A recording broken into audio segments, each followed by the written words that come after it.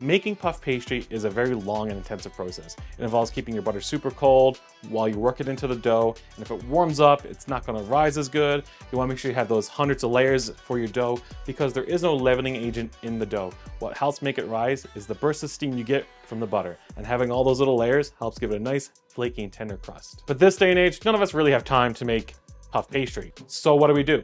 We can go out to the grocery store, buy the pre-made stuff in the freezer, but let's be honest, that stuff is not really good and it's kind of expensive. And it's not fully made with 100% butter. And to get the best puff pastry, you need to use 100% butter. So I'm gonna show you a cheat to making quick and easy puff pastry. All it involves is a few minutes of work and time spent in the fridge. So with that said, let's make some rough puff, blitz puff, quick puff, whatever you wanna call it, let's get into it. So the trick to making this puff pastry is keeping the butter cold so it doesn't mix into the flour.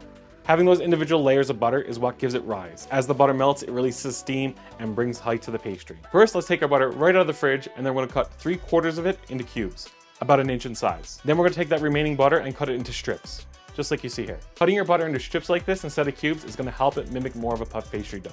It's gonna help give you those extra layers. Now, mix your butter into the flour and make sure the butter is well coated in the flour. Now try not to break the butter up too much as we want big pieces of butter in the dough as we roll it out. Now dissolve the salt in ice cold water. Make sure your water is ice cold. It's gonna help the butter from melting as you add it in. A trick to help do this is have a cup of water with ice in it and take out what you need from that cup of water and making sure you don't add the ice cubes. Leave them in the cup. Now add the water into the flour butter mixture and mix until the water is just absorbed. Dust your workbench with flour and roll out the dough into a rectangle. You can use a bench scraper to help mold the shape of the dough into a rectangle as you roll it out. The first little bit's gonna be a bit rough.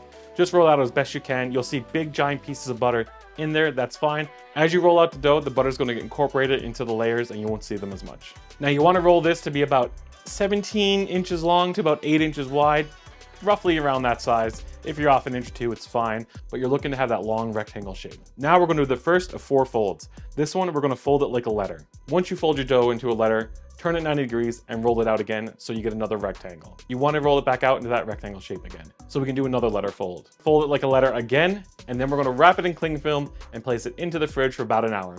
We need to let the dough rest and let the butter firm up again. If we keep rolling out now, the butter's going to melt into the flour and we're not going to get the same kind of height. Once the dough has been in the fridge for an hour, let's remove it, remove the cling film, and then we're going to add it to our floured workbench. Now we want to roll this out the same way we did before, do a 17 inch by 8 inch rectangle. So go ahead and do that. Now once it's rolled out, we're going to start by folding the top edge of the dough to the center and make sure the corners are square and even. Then we're going to fold the bottom to the center and make sure their corners are center and even. Then we're going to fold the dough in half like we're closing the book. We have now given the dough a 1/4 fold. We need to do one more fold. Let's turn it 90 degrees, roll it back out again into a rectangle, and repeat the same process. Now wrap the dough in cling film and place it back in the fridge, and it is now ready for when you need to use it. This dough is good for up to 3 days in the fridge, but if you want, you can put it in the freezer for up to 6 months. So what I like to do is make a double batch of this, so I roll it out and cut it into the portion sizes I need and put those in the fridge, and then I have puff pastry whenever I need it, ready to go.